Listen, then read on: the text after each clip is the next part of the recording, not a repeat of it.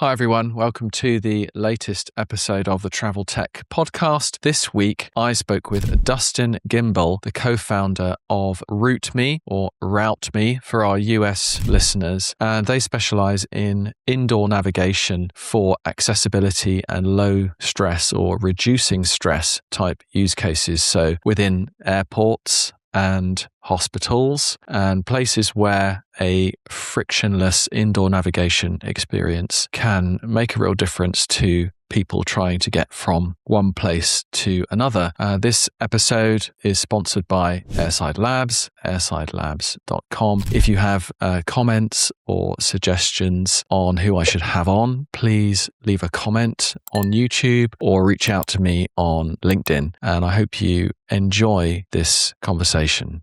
So, hey, Dustin, thanks for doing this. Great to see you. Of course. It's good. Thanks for having me. Appreciate it, Alex. No, it's my pleasure. I think now we first met not that long ago, but setting up our micro stands in the Startup Village Aviation Festival in Lisbon. I think that's right, isn't it? That's correct. Yeah, not that long ago. I think that was just this past fall. Yeah, that's right. We took it in turns to fetch the essential caffeine or the flat whites from the various coffee stands to keep going. But yeah, I mean, I was super impressed by you and by sort of what you're building for aviation and for airports and other places. So it's great to have you. I'd love to sort of just sort of get into the discussion and learn a bit more. And I'm sure our viewers will be super interested in who you are and what your business is building. Yeah, awesome. Well, thanks for having me. I guess as somewhat of a formal introduction, my name is Dustin Gimbel. I'm co-founder of a company called RouteMe.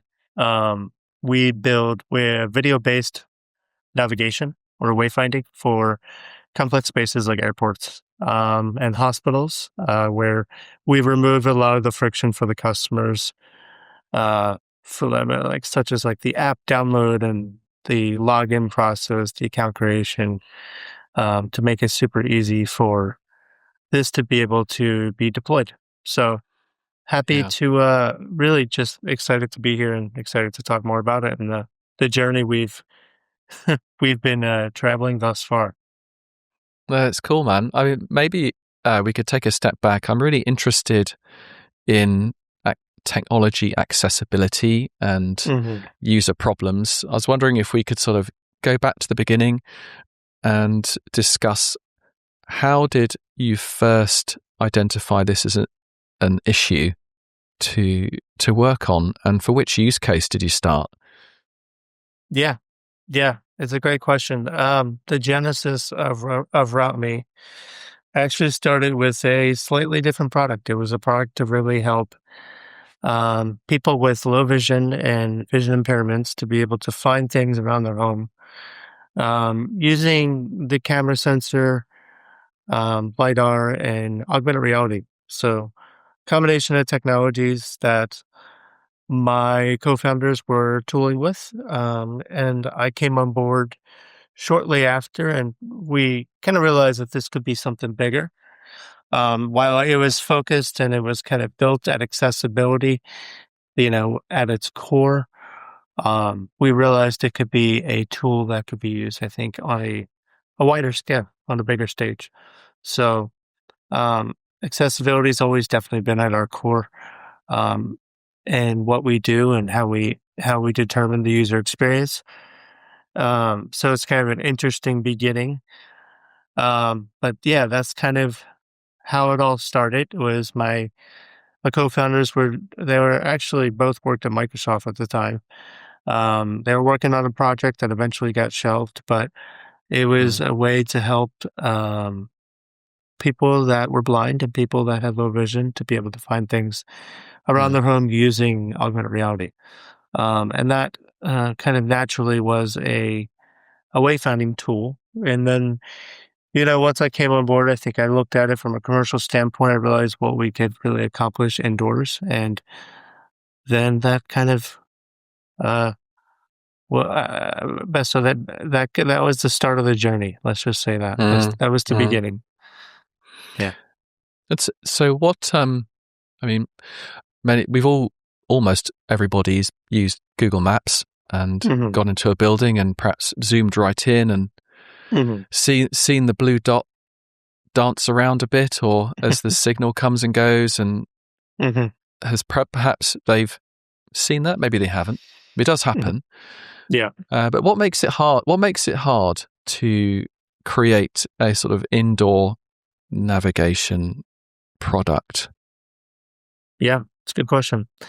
Unlike GPS, or unlike outdoors, when you're dealing with indoor situations such as, large cement concrete buildings that have multiple layers and elevators and trams between them, you're dealing with navigation at such a micro level that it doesn't work. GPS just simply doesn't work indoors. That's just a fact of the matter.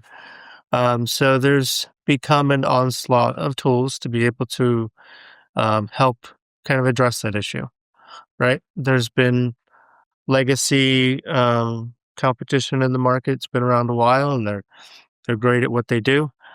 And then there's been some new technologies that have come onto the market, like our company, that have also trying to address the same problem just from a different angle. So, to answer your question, it's a combination of what's the technical capacity of GPS. It's just not really available indoors.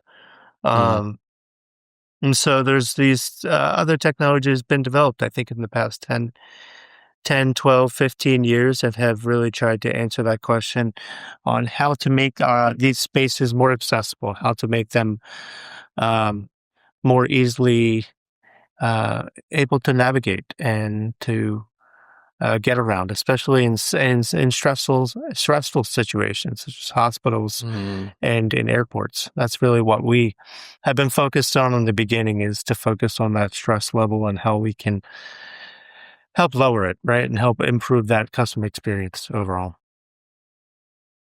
Yeah, it's interesting to think about the human when in a stressful situation. Even simple things can become a real barrier. And traveling, I mean, this is Travel Tech Podcast, so when you're traveling, if you don't have data on your SIM card, and the Wi-Fi perhaps is pretty prevalent in many airports, but for whatever reason, maybe downloading an app is too hard, or is yet another barrier for that stressed person. Yeah, for sure. That's where I think RouteMe comes in and has been a strong contender in the market, is our low friction approach.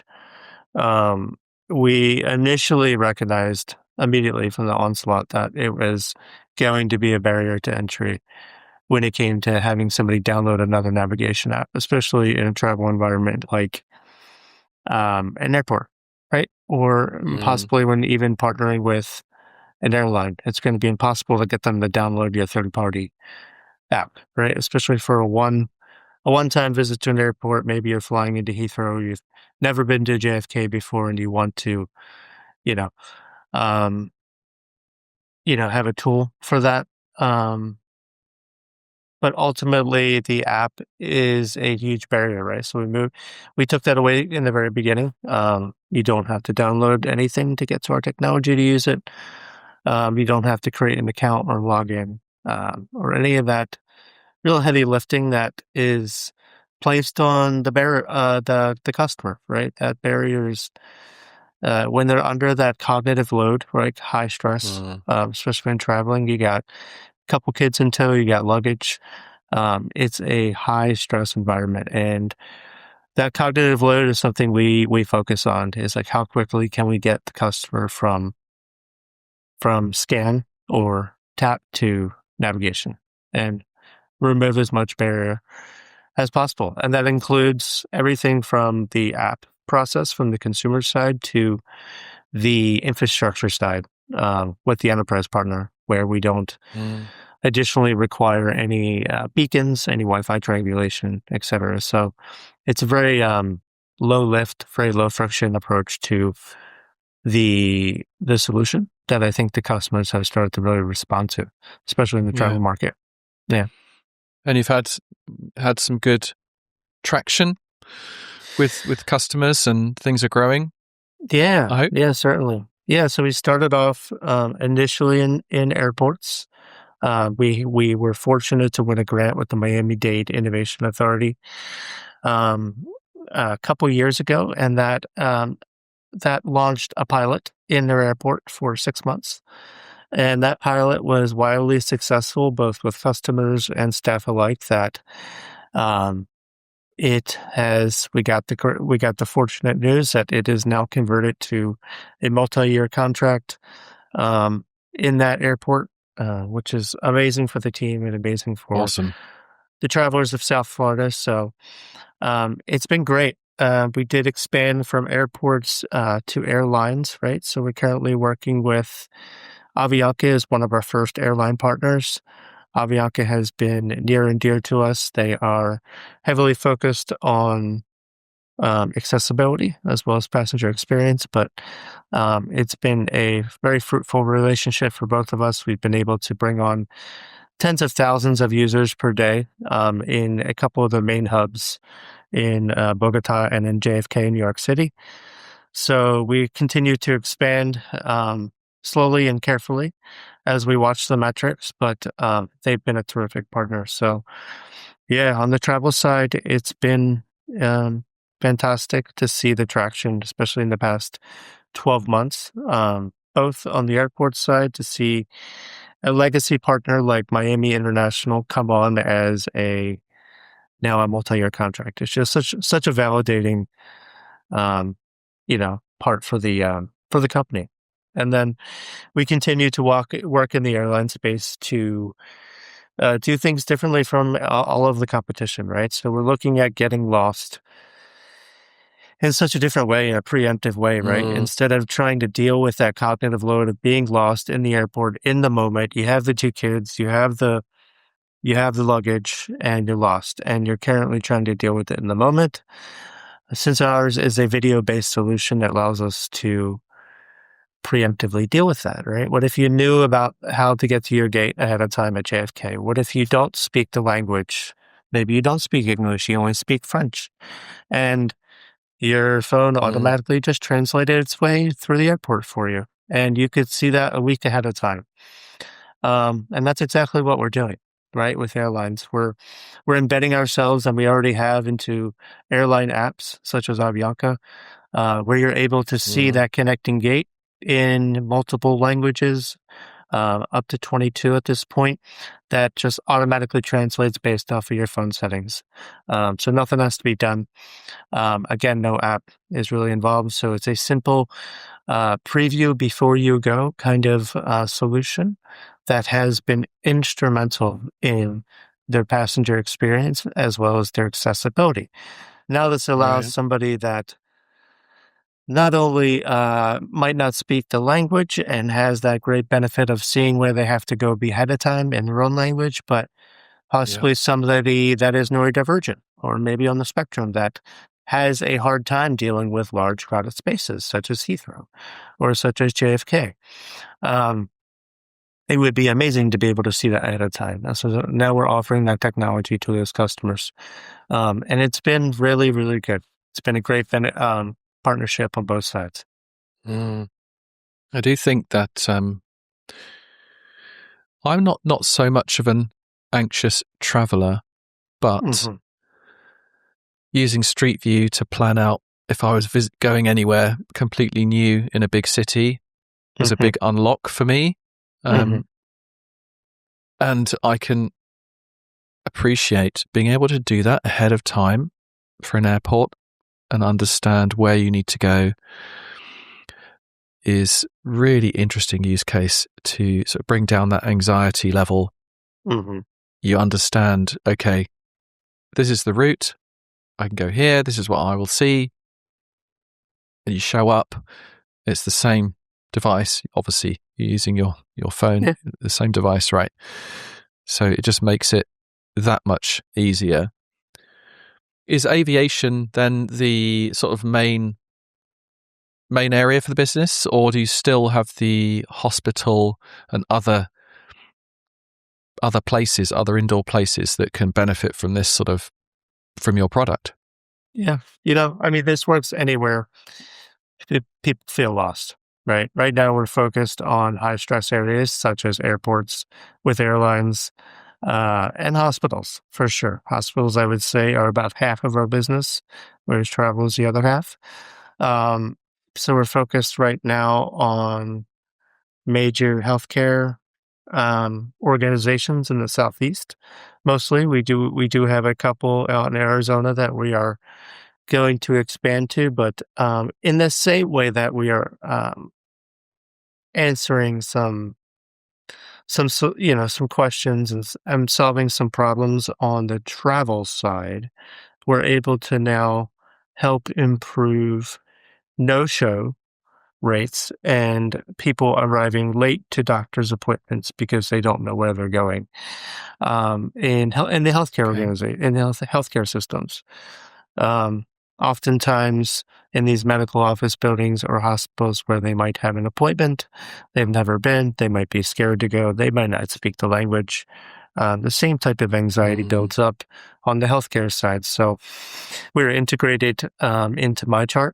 MyChart is on the US side, it's one of the most popular used, one of Okay. the most used communication platforms between healthcare provider and patients. They'd be able to get those pre-appointment kind of notifications when they get that booking confirmation. They'll be able to understand how to get how to get to that office ahead of time. So using it in the same vein, just kind of flipping it in the healthcare side, where stress is again prevalent, and we're always, I think, have been very customer centric, and I think that comes from guys that grew up in Orlando in the hospitality industry, building a product that's really built around customers. Because at the end of the day, we're just trying to help people. And our customer happens to make some money on the side by selling it to some enterprise customers. But at the end of the day, we just want to make somebody's life easier. We want to help Alex that's coming through Charles de Gaulle. He's never spoken a language. We want to help him to be able to just get through the airport really easily and prepare for it ahead of time with his family. So, Un petit peu. Yeah. Je parle There you go. le You might speak français. a little French. Yeah. No, I totally get it. And that combination of a stressed person or somebody who experiences anxiety when traveling, having to get somewhere, that's the core of the problem. It just happens to be, I guess, that these are there's a traveler use case for airports and airlines, but also in a medical setting, hospital. Is it similar? It's a human, stressed, not been there before, may not speak the language, and it helps solve that problem for them as well. Exactly. Is there anything, please don't give anything proprietary away, is there anything you can describe in terms of the technology innovation or the approach that you've made? Yeah. We use AI on the back end. It's not something we tout as like this crazy use case because AI has just become so buzzy lately, right? So we use AI to massively improve the efficiency at scale when it comes to this product. Because it's video-based, video is very generally heavy to store, to use, to buffer, to actually stream, especially in environments where you might not have ideal situations such as bandwidth. So we use AI in a handful of different ways that people would never think of that really help us do this at scale. To dive a little deeper into that, we have built a tool that allows for the recording, the segmenting, the stitching of video routes, all by a mobile app that we have built for a customer of ours that I can speak to. That is just end to end. It uses AI inside and out that allows for basically somebody to stand up a location by themselves without us having to send a RouteMe team out there and do all the recording and the editing and all the stuff it used to take for us to stand up a location maybe 6-8 months ago.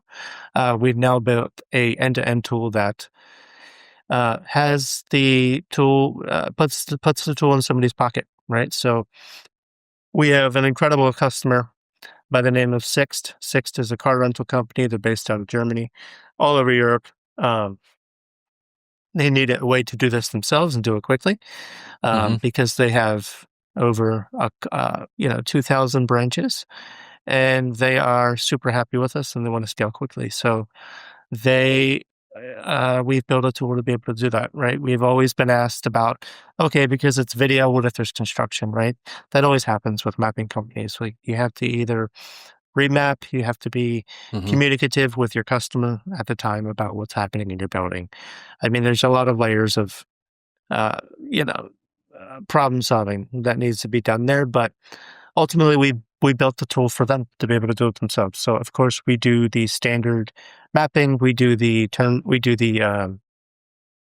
support and maintenance throughout the year. We come out quarterly and do that, but they also have the tool to be able to do it themselves or to scale a single location, such as Sixt in a city or a branch that needs to, explain to their customers how to get from the busy branch on the, the side of the road to the parking garage. It's maybe, I'm going to speak in U.S. terms, but a mile away.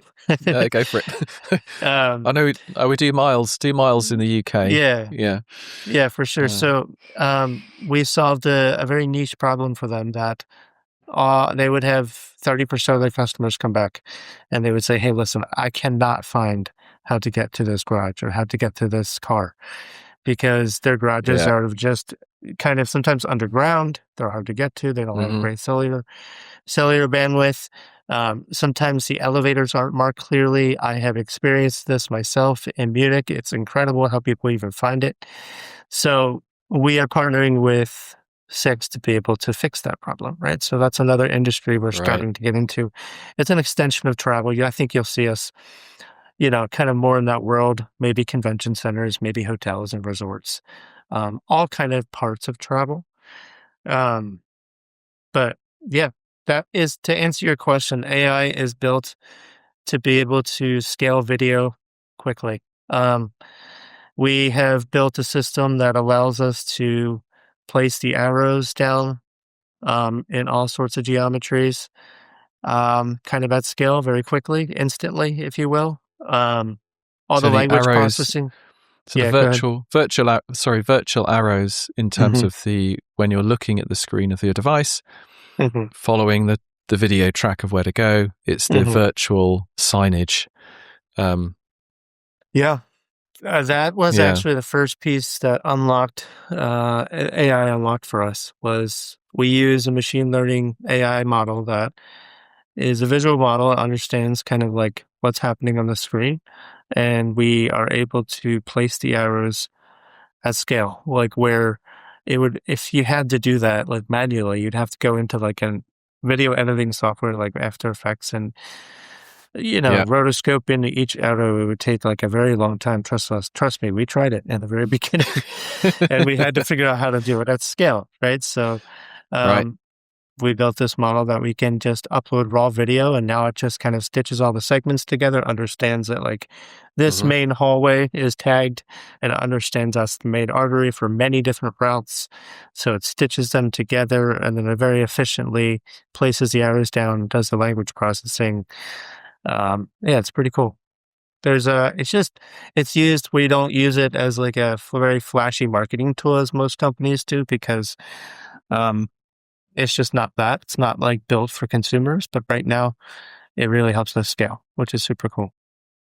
Yeah. And can I just shout out the Sixt use case that you just mentioned? Finding the car rental desk. Yeah. I mean, that is so hard in a new airport. I mean, there's usually a very visible desk for maybe I don't even want to say top, because I know Sixt are a very big company, but depending which country you are, some of the companies are more established than others. And so sometimes you have to find the desk. It's such a nightmare. It's an absolute nightmare. And you're usually stressed out, tired, having arrived. Oh, yeah. You're exhausted. And trying to find the desk is it's crazy. That's so hard. We do it both ways for them. We do the desk, and then we do, oftentimes their problem is finding the garage where the car is kept. Yeah. Often, at least in Germany. We're already doing this in the UK, and we're going to expand. Can't tell you which countries next, but very soon, further out. But we're already in 12 locations in the UK, which is fantastic. They love it. Oh, that's cool.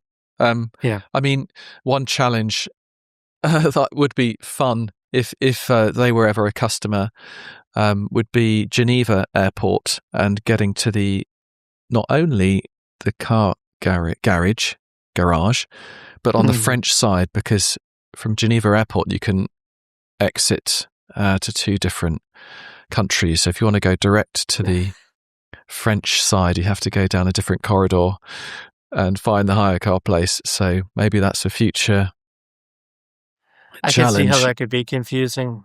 Yeah. Yeah, we love our travel partners. I'll call Geneva up. No, but yeah, you'll see a lot from us this year in travel. We're definitely going to announce a partnership with a US-based airline very soon, which is exciting. Possibly something in Canada. So a lot of cool stuff. Airlines are very responsive to what we're doing with Avianca. On a deeper level, we're helping the passengers understand where they're going. So it's great from a passenger experience perspective. Avianca initially approached us because there's an industry-wide problem that is sort of the misuse of these wheelchair services. They are paid for by the airline, and this happens all over the world. Some airlines, some countries more than others, but oftentimes people will opt for a wheelchair. The airline pays for it. Okay. The airline pays anywhere from, could be $40 to $75 per push to the gate, or from gate back to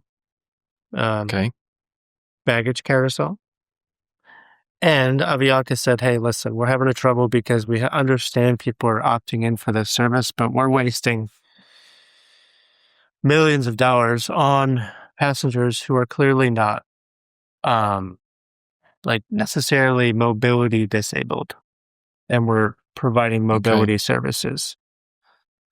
And so as we said, okay, well, we have a tool that can provide empowerment, provide confidence, provide language services, because more we looked into it, these passengers were opting in for this type of service because they had travel anxiety, or they didn't speak the language, or they were afraid to ask for help, right? Very human things. Yeah. So we came at it with our approach, and we said, what if we integrate this into your app, into your booking process? What if we came to it from a different angle, preemptively, and said, we're going to provide them with a tool that's going to help them, empower them, instead of opting for this? Because a lot of times, this is the language.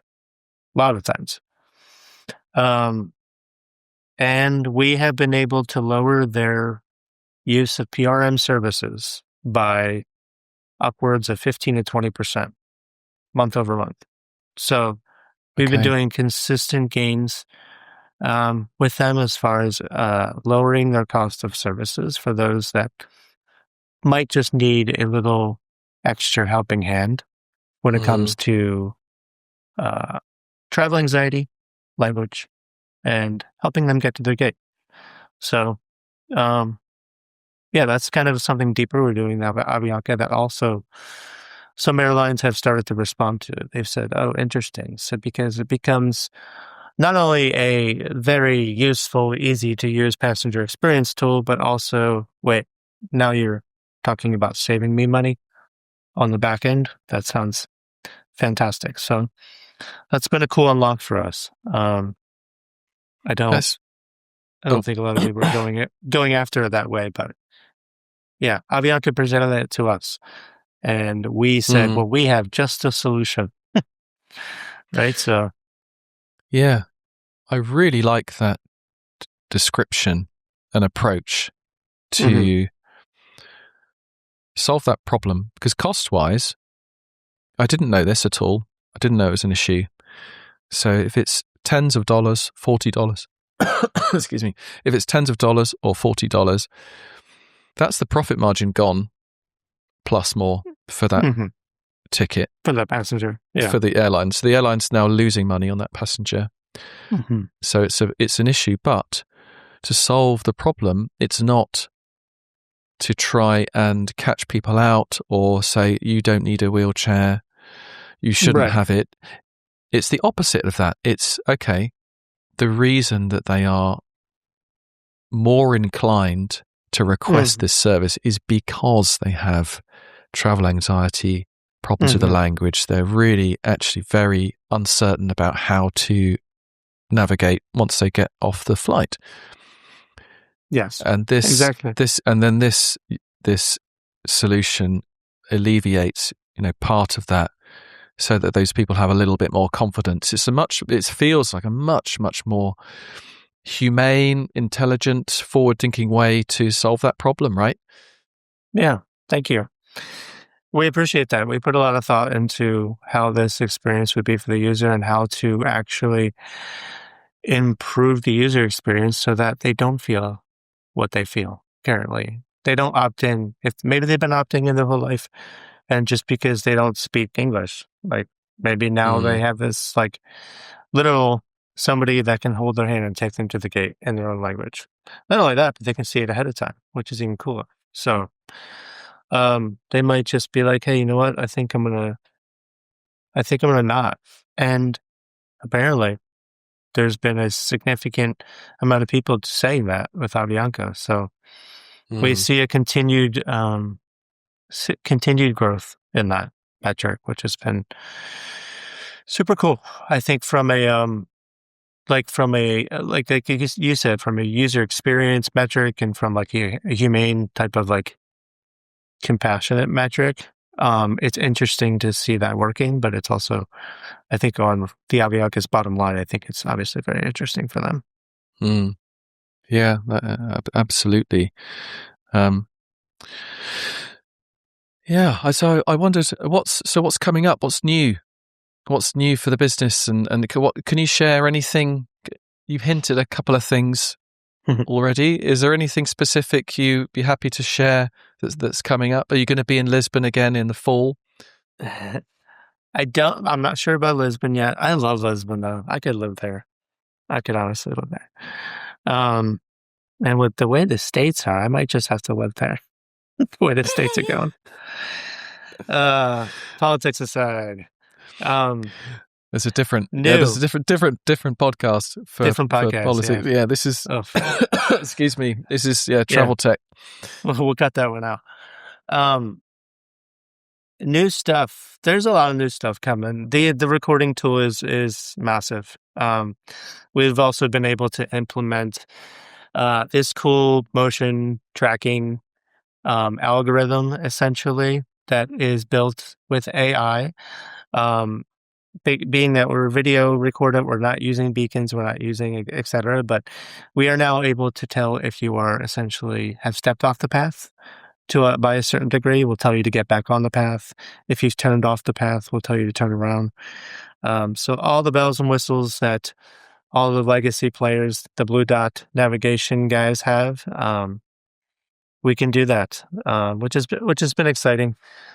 This hasn't really changed the game for us because people use our navigation, and oftentimes people get caught up especially buyers of this product, they get caught up in like the minutia of the technicalities of it.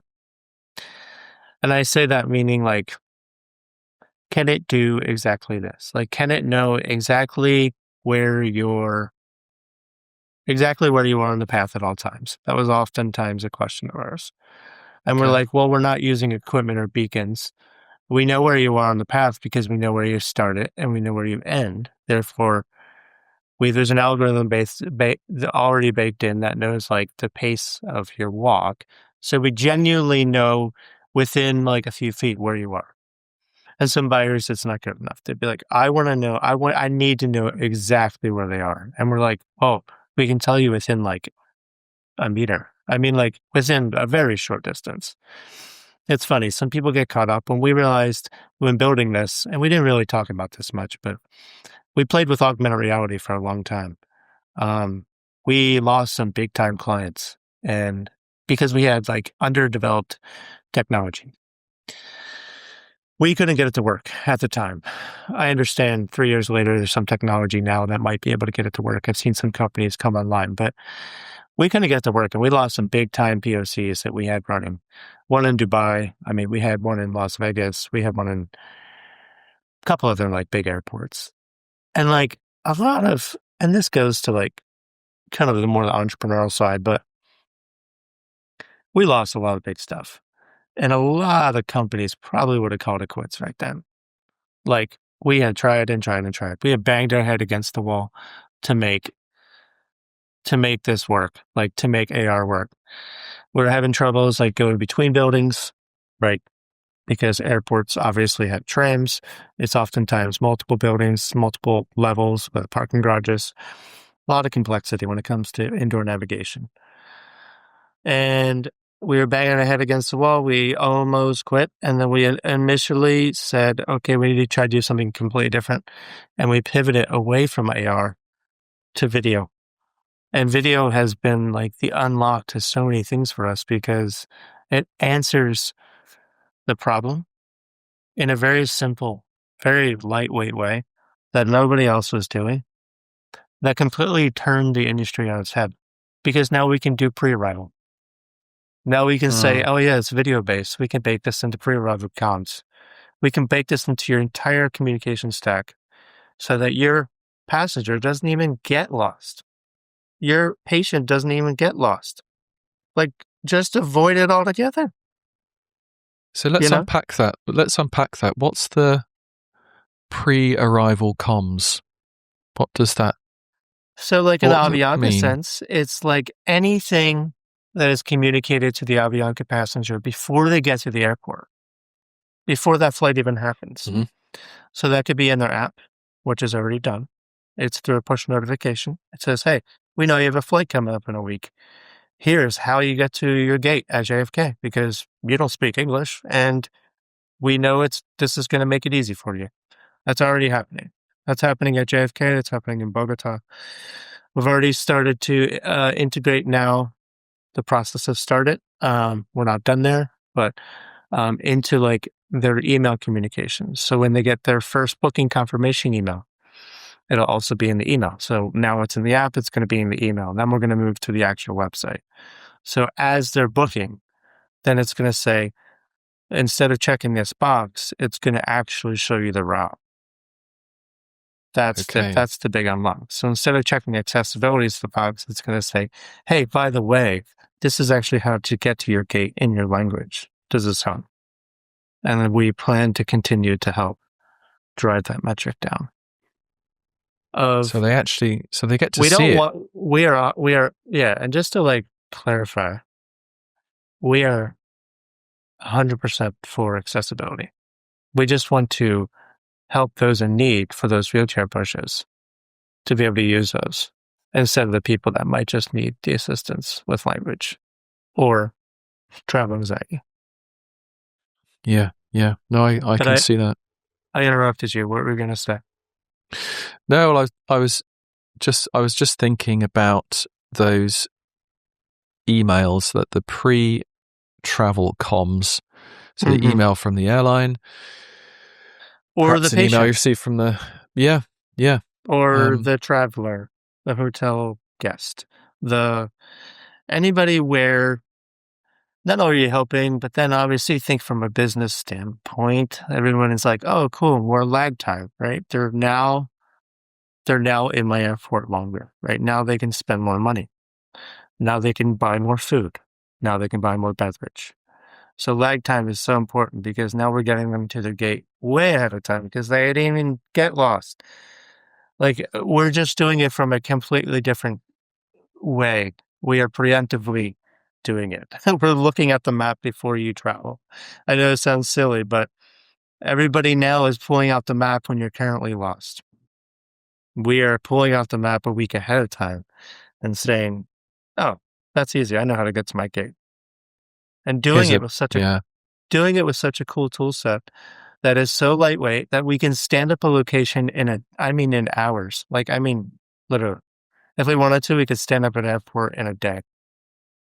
And none of our competitors can say how lightweight they can actually stand up a location. And it's all controlled by like a content management system. They can turn off routes, turn on routes. They can do marketing within the routes. I didn't even mention that, but there's a huge money making machine built into it. You can communicate with those on the routes. It's just like super lightweight and very user friendly, I think is the best way to explain it, is what we feel. And as far as the futures holds, I think it will continue down that like efficiency, super lightweight, like building tools to help things scale quicker. This recording tool will be a game changer this year, especially for our customers like Sixt. We'll have more customers like that. We'll have, I'm sure, hotel customers come on. Or, events and conferences. I would love to get into that. Not the actual conference center itself, but like those who actually execute big conferences. I can imagine going to booths would be pretty cool. Yep. We got a cool feature coming online in the next quarter. I think it's an AI chat, so you can chat with your route and your location. So if you're I'll just use an example, such as like JFK with Avianca, and you wanted to ask about like where to find specific food along that route or within that airport even. It's a simple tool that we have built in, especially if you're traveling along long routes within big transit areas like airports. I just think you can look forward to more efficiency and more integrations. We love to integrate. We love the pre-arrival side. We're very great at the on-site navigation. Hey, no app, scan and go, ultimate, ease of use, automatic translation. Like it's a win in the bag. But I think you'll see a lot more cool integrations. Like I say with MyChart, on the healthcare side, it integrates into that communication stack before the patient even gets there, and that communication stack is like text messages or WhatsApp. It could be in the actual email from the doctor itself that says, "Hey, we know you have this specialist coming up in this hospital you've never been to." Could be for a cancer patient that's going to the big scary appointment that they've never been to. And like, I would love to see how to get there before I have to get there.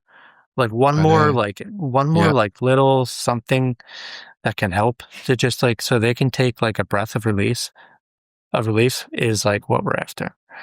I think that comes from all of us. We're all three of us are from Orlando. We're built and bred in hospitality. Everything you do here is hospitality. The city is built on Disney and everything extends from that. And they are one of the biggest and best hospitality companies in the country. So I think that human side of my company is something that I'm really proud of. I think we're always after what's helping people first and how to make something even easier instead of making a buck, Right. So removing the friction and actually helping them get to where they want to go, wherever that may be. I mean, while you were talking, I was just visualizing receiving a push message or push email with a little video. Here's how you get to the door, the gate, the appointment. Yeah. Is genuinely new. I've never seen that thus far. And it's genuinely, if you think about it, if you put yourself in that person's shoes of a scary appointment where you might be getting a biopsy, and I think we've all been there. We have a family member that's been there. To be able to know even how to get to that door, I think is psychologically a game changer. It's a game changer for helping your patient. When you talk about patient experience and you talk about actually helping somebody, that's a game changer because you're terrified to even go to that door, let alone park. One thing I didn't mention because I said park is now we integrate seamlessly with Google Maps. So you can go from Google Maps directly to the parking garage directly to the waiting room. So Okay, it's awesome. yeah, but it's a game changer. I think from like actually doing something that could help the patient is getting them to that door so that their patient A arrives on time, B, they show up even, they're not a no-show. And C, they feel more mentally prepared. They feel like they are just ready to do it and they're ready to attack whatever they need to do. And that's really what we're after. So yeah. So The preemptive is game changing. You'll see a lot of more integrations with us because it's not just about directions. It's about confidence, right? Knowing where you're going and everything downstream really works better. I just wanted to come back a little bit onto the language side and the translation side.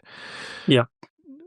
Do you think, would your business have been possible 5 years ago? And are you taking advantage of kind of the very latest AI language translations? Or has this been possible for years? It's just nobody thought to implement it in this way. I don't think we would have been able to do this as quickly and at the scale we are. We are using AI. We're using OpenAI for our language processing. So that handles language processing at scale. When we're getting queries from all over the world, which we do now, right? Because people are seeing this pre-navigation from all over the world. You see our travelers on the map for Avianca and otherwise. So yeah, AI has definitely unlocked, I think, a lot of capabilities for us. I don't think it would have been possible 5 years ago. Even the stuff that we were trying 3 years ago with augmented reality, I think a lot has changed in spatial computing. And I think there are going to be solutions that come to market. I think I've already seen one that is going to succeed with AR. And that's just more competition for us. And that's perfectly fine. There's a lot. That's one thing I've learned with this industry is there's a lot of tough competition. There's some legacy players that have been around a long time. They have a lot more money than us. I will say they've all raised pretty much every single one of them. We are pretty much angel strapped. We've raised a very little bit. We never actually raised a proper seed round. We collected some angel checks here and there, but I'm proud to say where we are. And the competition is stiff. There's some legacy players. There's about, what I will say is probably about 15 companies building the same thing. And it's all blue dot. It's all blue dot mapping. It's all, you're the blue dot. There's some ambiguous rectangles around you. Some companies' rectangles look better. Some companies' rectangles look worse. But ultimately, you're the blue dot. You kind of have to figure out where you are on the path. Some work better than others. Oftentimes, you have to use an app, their app that you have to download. Sometimes some of them are moving to web-based solutions that you don't have to download an app, which is smart. But generally, they are okay. They're costly to deploy, for sure. They have to triangulate with beacons, so the infrastructure has to be there. But we came into a market that is saturated with that. You have about probably 12 to 15 companies kind of all offering the same thing. And you have us that's doing it very differently and kind of, again, attacking it from a completely different angle, Mm, preemptive mm, instead of, like I said, looking at the map a week ahead of time instead of pulling up the map in a frantic panic when yeah. you're there. So, yeah, When stressed, or when stressed. yeah, when you're lost already. I like that Yeah, analogy. yeah. Um, so, how can people? What's your website? Just for the viewers and the AI transcript. Yeah. How can people find you? Yeah, of course. Yeah, we are called RouteMe. You can find us at www.routeme.ai. And you'll find us on LinkedIn under RouteMe. We are an indoor navigation company that uses video to help everybody navigate indoors. But yeah, it's been cool to tell a story from failure to success. I think that pivot from, I think a few years ago was pivotal. Obviously pivotal. It's a pivot, but Yeah, yeah. it was truly a moment where I think it was a company defining moment where we decided to continue, but answer it in a way that was unencumbered, that was not technical, that was easy and familiar. Video has been the unusual unlock that I did not believe in in the beginning. I fought him with my co-founder. I said, this is too silly. It's too simple. We just went from the most technical, beautiful solution because it was like sexy at the time, right? And I Mm-hmm. was like, I was like, why would we? How could we video? But it turns out sometimes, most times, the unsexy solution is the best solution. And I had to learn that the hard way with my co-founders and my CEO, and both are technical. Yeah, he said that, as we were pivoting, because we realized the solution, the customer, at the end of the day, that's the traveler or the patient, they don't care what's under the hood. They don't care what you're using. They don't care if it's augmented reality, if it's video, they don't care if it's dots on a screen or pictures. They just want to be able to get to where they want to go quickly and easily. And they don't want to be bogged down by joining another mailing list or signing up for another app or remembering their Apple password to even download the app. Mm. So, um, yeah, that's RouteMe in a nutshell. That's quite a profound lesson in there around, because technical people find that lesson particularly hard to learn. Yes. Myself included. I include Yeah. myself in that. I think that it's a very hard lesson that probably a lot of people learn and don't want to talk about, but they always want to sell the most technical, the most sexy. But at the end of the day, our customers taught us that it doesn't matter because we answered the solution with video, which is like the most familiar format in 2026. Everybody knows how to use video. You press play, you press pause, you scrub. And we realized that AR faced a lot of those challenges that we didn't realize. What happened right away was demographics didn't understand how to use it. You had to hold the device up in front of you when you're traveling with bags in your hand and holding two children. And it's just not technically or physically feasible. It's not really a great user experience. If you think about it, you're Right. having to hold up your hand at a 90-degree angle for the entirety of your trip to the airport. And if you never walked these airports, they are massive. I mean, talk about the one in Paris that I mentioned earlier. That is a huge airport. And if I had to hold up my hand and I had two kids and luggage with me, are you kidding me? So these are the types of like small pivots that I was like, you know what? Video could be better because this. Video could be better because of that. And at the end of the day, it wasn't sexy, but our customers love it. And they really love it when they're able to see it before they get there. So we just sat back and said, you know what? Sexy doesn't win. Simple wins. And that is a hard lesson to learn for, I think, a lot of entrepreneurs. And being that I have two technical co-founders, I hand it to my CEO and co-founder, Demas, because he has been with me side by side. I mean, on the business development and been able to flex when most technical co-founders would want to only sell the sexy, and they'd probably give up. He pivoted to something and led us to a pivot that was way simpler in execution, but lightweight in actual consumption, and it was game changing. Yeah.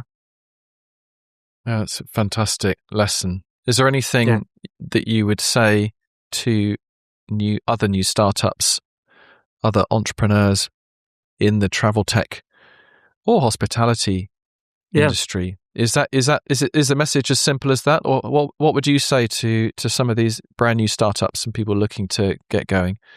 Yeah, it's easy to fall into the trap of like that don't give up, right? It's just like a lot of people blindly follow something that's not working for a long time. And like I've been with these co-founders failing at other startups. We've tried some other things in the past that have definitely not come to fruition. This one was different. So not give up is just kind of this trite oversimplified blanket statement that I think is not appropriate, because it's okay to give up, I think, on a lot of bad ideas. There's plenty of bad ideas, but on the same,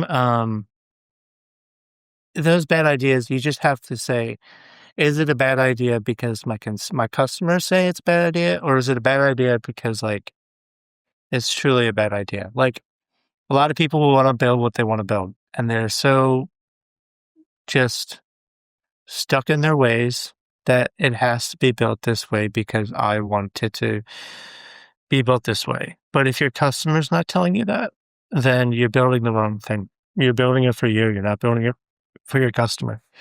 And you need to only build for your customer. That is, I think, a hard pill to swallow for a lot of entrepreneurs. But do some market research. I think it's important to know who you're trying to sell to, what their kind of technology stack is. If you're trying to sell into somebody that has already a solution in place, like what makes you different? And are you really that different? Are you answering the solution in a better way, in a more effective way, in a cheaper way? Cheaper is always important to the bottom line for these enterprise customers. Are you doing it cheaper? If not, are you doing it better for the customers? If you can do both, it's even cooler. So I will say don't give up in a sense that, we also didn't give up. We pivoted, but like just know your know your threshold, because like just know that you're not selling something that's going to be a dead end at the end of the day. Like you really have to like have a good pulse on what your customer wants, instead of you just selling something that already exists, or you're not doing it in a better or simplified or cheaper way. You're not going to get anywhere. So have a good pulse on your customer, I think, would be my ultimate advice. Try to have a good understanding of a day in their shoes and why they would want to buy from you. No, that's very good.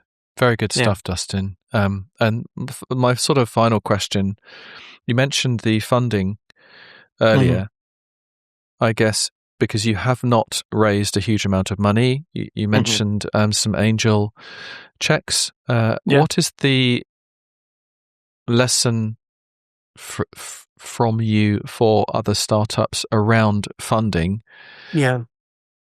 Whether they should or not, or is it possible to bootstrap?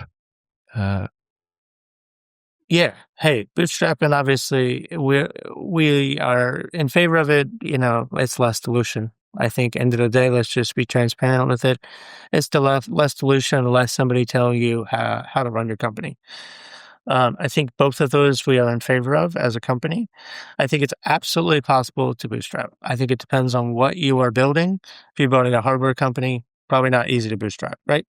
I'm building a software company that fortunately can touch a lot of different verticals pretty effectively now. with the tools we have built to scale. I think it really depends. So it's hard to say bootstrapping is good or bad. It was good for us.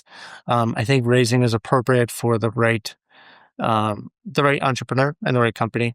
I don't think you should over raise in the beginning. A lot of people have this tendency to just raise a bunch of cash because they think they need to hire XYZ, like hires are going to answer your problems. But unless you have actual customers paying you money for your service or your product, you don't have anything. You have nothing. You shouldn't be hiring anybody. Unless you have like $1 million in sales, don't hire anybody. We've hired like specialists on Upwork to handle specialist work. For anything under $1 million, you're wasting your money by hiring anybody. Once we got over that, which we fortunately rocketed it over that in the past 12 months, once we pivoted to video, we have fortunately seen some incredible growth, and we'll continue to see it this year. But do not raise if you don't have to. It's just such a waste. Again, coming from somebody that prefers bootstrapping, if you're in a hardware or CPG or something that probably requires a lot of upfront cash, it totally makes sense. So that is not a blanket statement coming from me, but hold on to your equity. It's gold as long as you can. Yeah, that's fantastic. That's fantastic. I mean, super clear. I will say, caveat: we have raised effectively. We have to raise some angel rounds. If you have to arrange some angel checks, do that. Just use it effectively. Don't go and buy an office or some dumb stuff that you don't need. Like hire the specialists you need to do what you need to do or to execute on how you need to execute. But, capital is good when you need it, and you should be raising when you don't need it. So we always have our line open. We are always open to a conversation. But we plan to hopefully not raise again after this angel run. If you do raise, do a friends and family. That's always really easy to launch. Do some angel checks, because once you get a few of those, they'll introduce you to another one. And that's kind of what we did. I think we took like $500,000, and we'll probably stop at $1 million. We're not actively raising, but yeah, kind of where we're at. But we've all raised properly, raised with safe notes so that everybody's protected. That's very clear. Very good advice. Yeah. And I'm so happy to hear about your success and the growth, because I think it's a really cool idea. I love to see this growth, and it was great to meet you and be a neighbor at the Startup Village. It's such a cool idea. Shout out to Aviation Festival, Terrapin. The Startup Village is awesome. Yeah, and that was a cool sort of micro networking all by itself. It was crazy. I was there by myself as a company, so it was fun to have a neighbor that I could talk to about tech and bond with and become friends with. So it's been an honor, and it was really it was fun. I don't know if we'll be back this year. Are you gonna be back? Yeah, I'll be back. Yeah. Back in Lisbon. I'm not sure. Maybe not. I want to go back because I love Lisbon. I got some. Yeah. I want to go back. We'll leave it at that.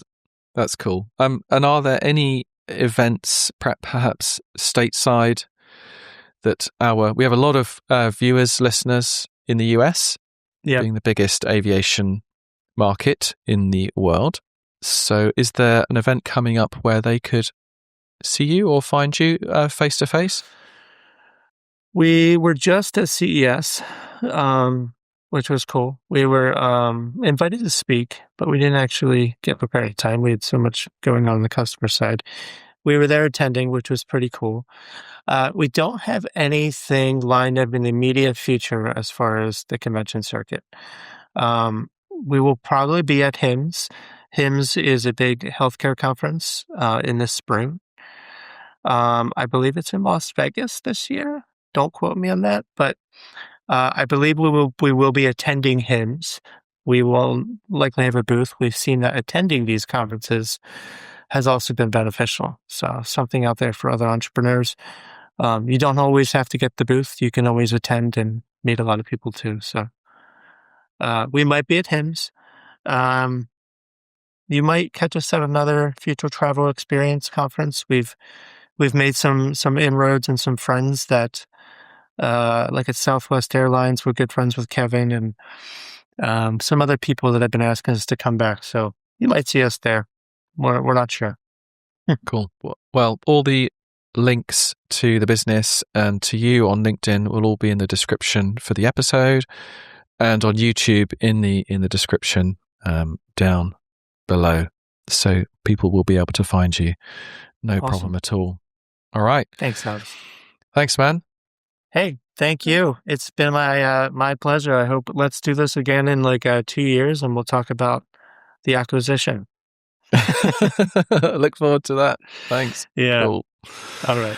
Have a good one, Alex. Yeah.